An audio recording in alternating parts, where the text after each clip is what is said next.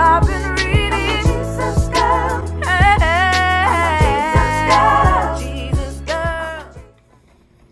What's up? What's up? It's Wednesday, so y'all know what time it is. It's time for what? It is time for the Wednesday's Word for Women show, the REmiX. I hope thus far your day has been flipping along fantabulously. Your week, matter of fact, has been flipping this, just rocking this entire planet.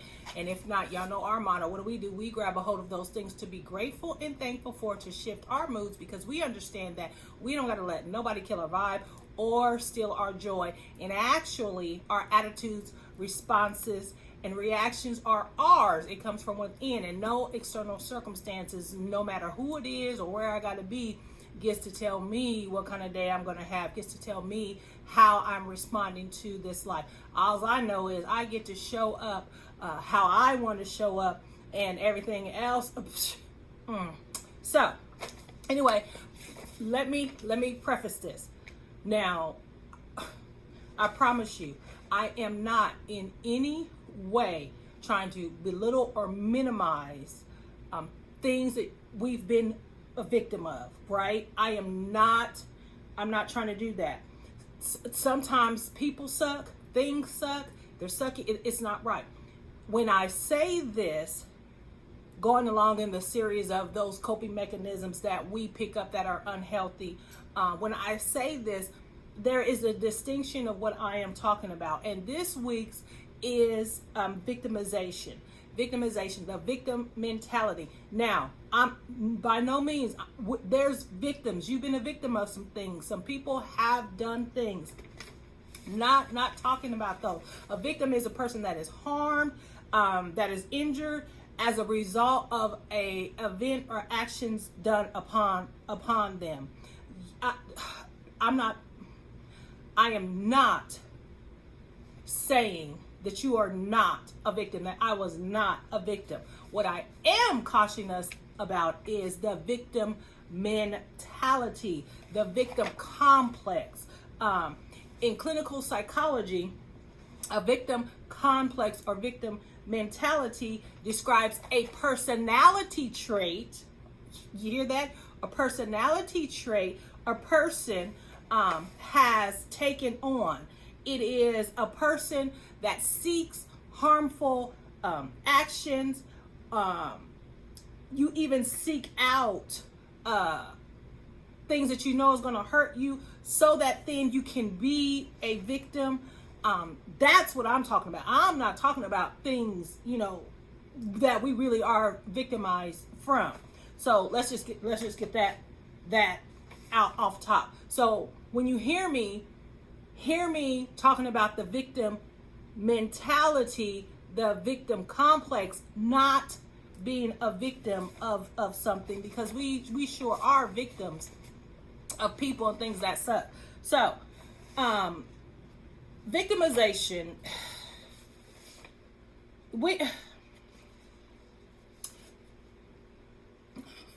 there is a human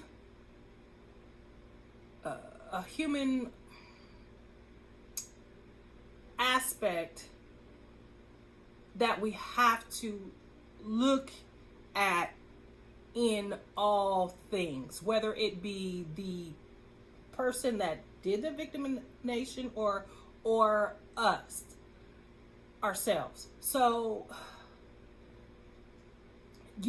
what you first have to do is, okay, is this event, this thing that has happened to you, is this a result of me and my decisions and my choices that I made? Did I put myself in this situation? Did I connect with this person knowing that there is a propensity for me to be hurt? Did I ignore all red flags? Did I choose this? By that I mean, did I hook up with someone that I know was a happy hoe or a playboy, or did I connect with that? That's different, and because you're going to get victimized, they're going to hurt you because they've already shown themselves to be the person that they are. And if you put yourself into that, you are actually inviting yourself to be victimized. That's a trait of victimization, because victimization says that I don't take any responsibility for this, for my choice. It is that person. I am hurt. I am heartbroken because this person did that. Yes, that may be true. However, you placed yourself in that situation. Those are traits of a victim mentality. Even when you are made aware of something, there's evidence to the fact that you're not actually a victim, but you still want to play that role. That is the personality trait of someone who has slipped into the victim mentality.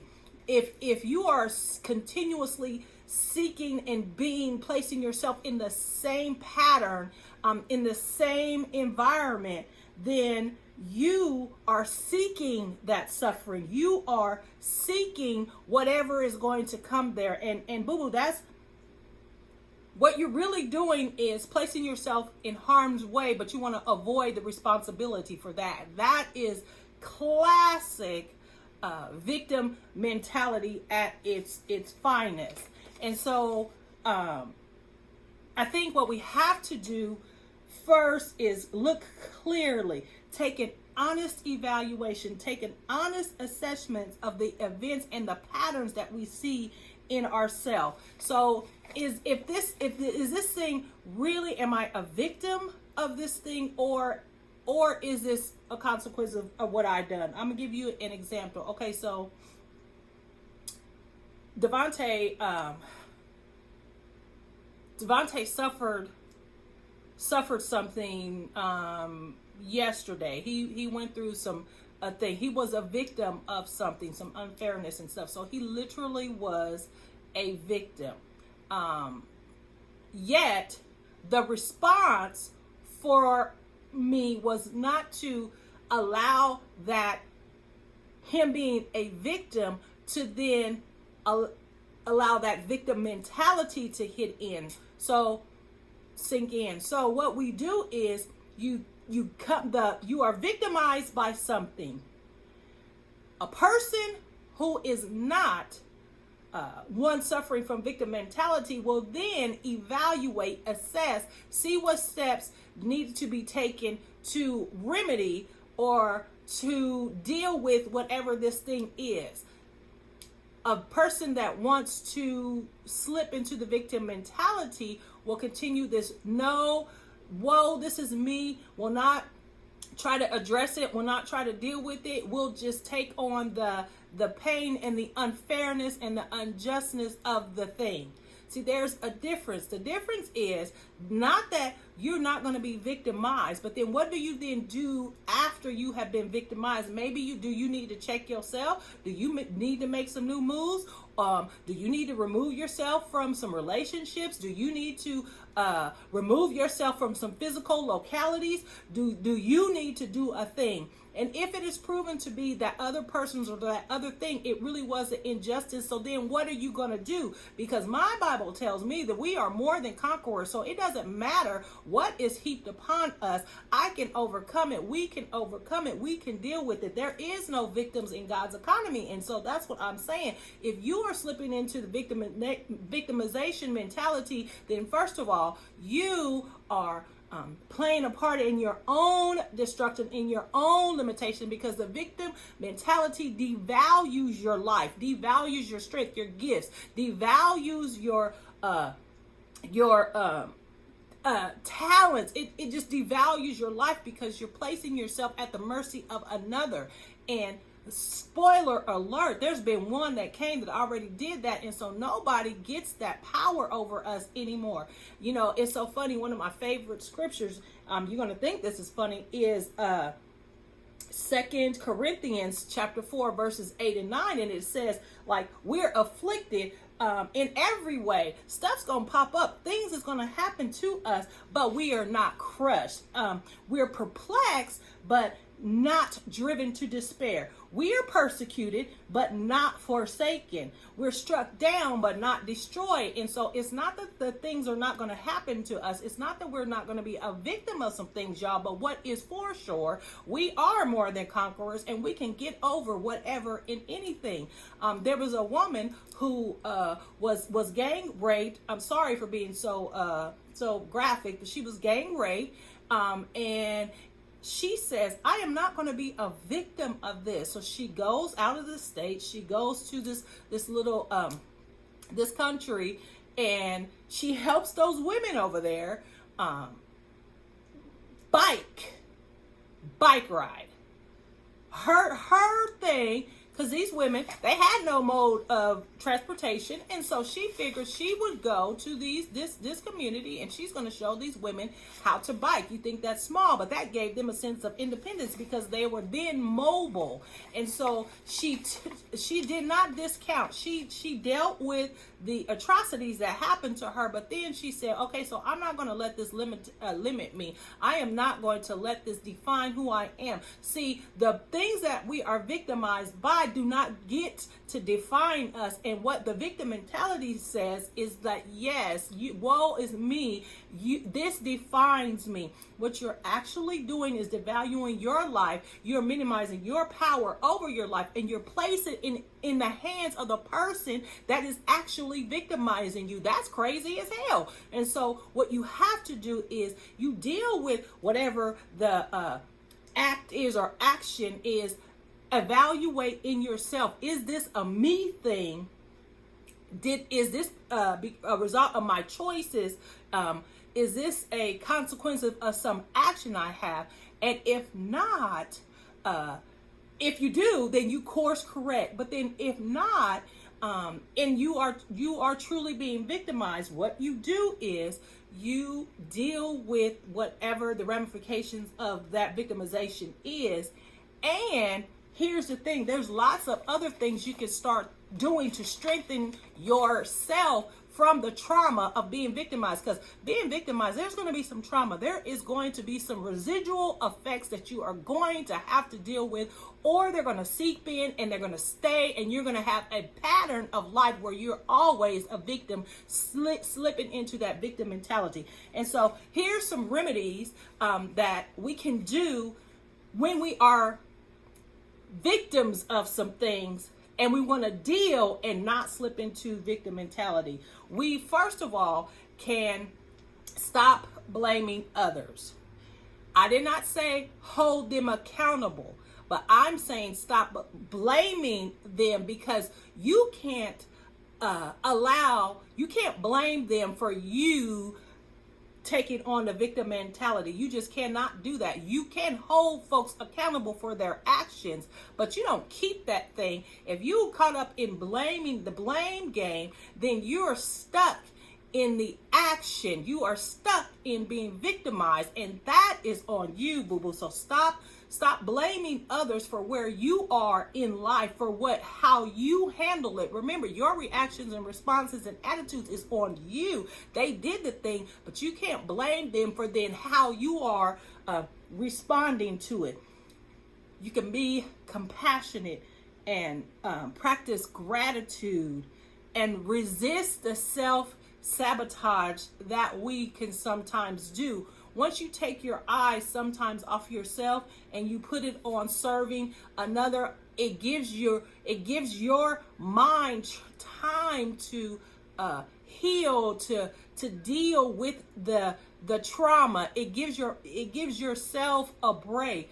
When we're so focused on self, sometimes we self-implode, and so we have to get our minds off of ourselves. I didn't say act like nothing happened, because that's another thing all in itself, but I am saying if you take the focus, not making that the focal point of you and serving another, that sometimes clears you. That heals in itself. It does some self stuff on the inside of you when you do good and you're compassionate and trying to help other people. It actually serves you.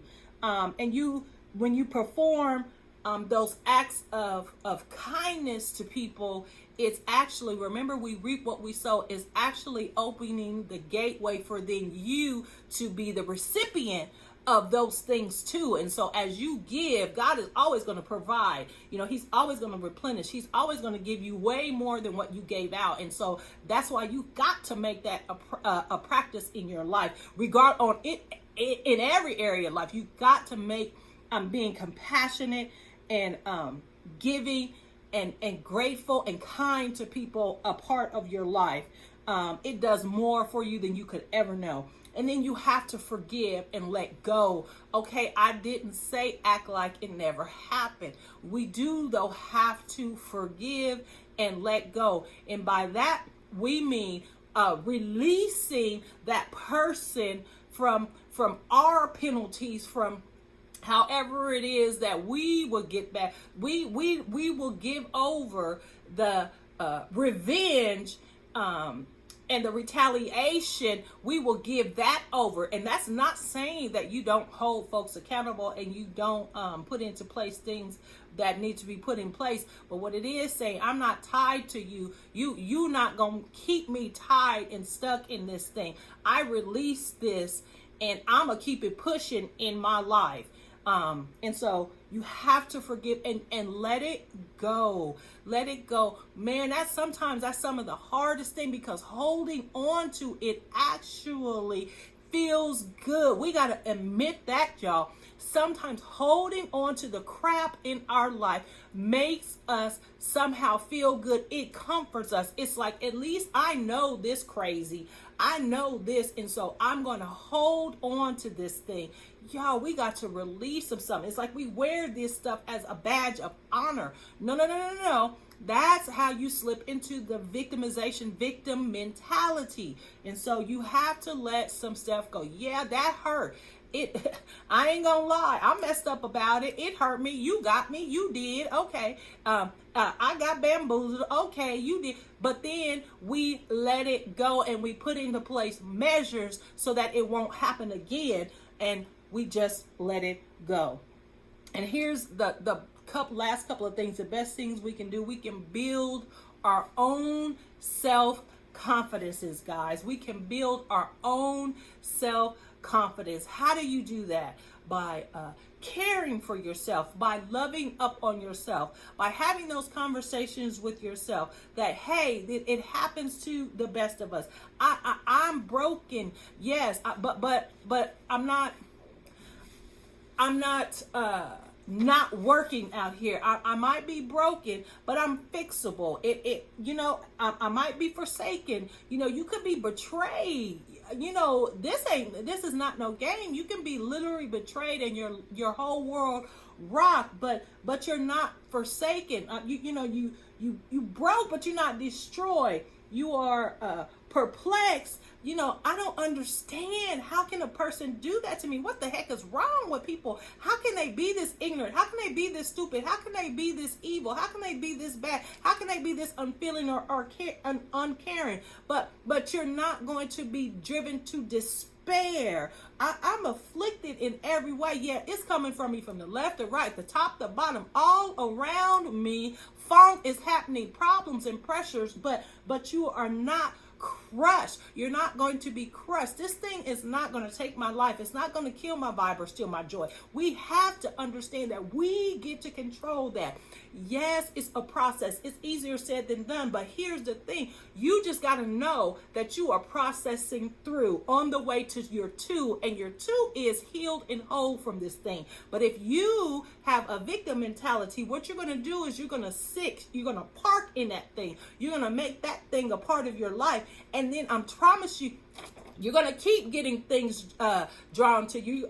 You're going to keep getting victimized because you have not built yourself up. You have not done the things that you need to do to deal with whatever it is you're being victimized in, or perhaps whatever behavior patterns you got, or perhaps whatever self-sabotaging you're doing. You have to do build your self-confidence by overcoming. The scripture tells us we overcome. We are more than overcomers. And that's the thing. There's no room for victimization, because we are more than that when it comes to victimize us. We don't park in it. And so you have to remember that. And then you have to find the source of your learned helplessness. Find the source of your learned helplessness. We learn helplessness because if you feel that you cannot do a thing, if you've been victimized so much, you kind of feel helpless, then you're going to be helpless. So find the source of your helplessness. We are more than whatever comes at us. We are more than whatever folks try to do. We are more than these things out here that are against us. And so there is no room for the victim mentality. And how will you ever get the life that you want, live your best life, if you out here running around being a victim? Because if you got the victim mentality, your whole life, everything is contingent upon another. The power is in their hands. And I don't know about you, but I done been through too much. I done had too much pain. I done overcome too much to let anybody have the power over me, regardless of their opinions, regardless of what they think or how they view a situation. They don't get, it's nothing to you. They don't get the power to dictate to you your life. Some of y'all just got to stop talking to people. Some of us got to just leave folks alone or leave things alone and do what we need to do. And when you're doing that, that is your response to the victimization. And so we have to y'all get that mindset off. Perhaps ain't no good men. You keep falling for the wrong way. Maybe you need to draw from a different pool. And that's for men and women. We are always broke. Maybe we need some budgeting and manage our money right.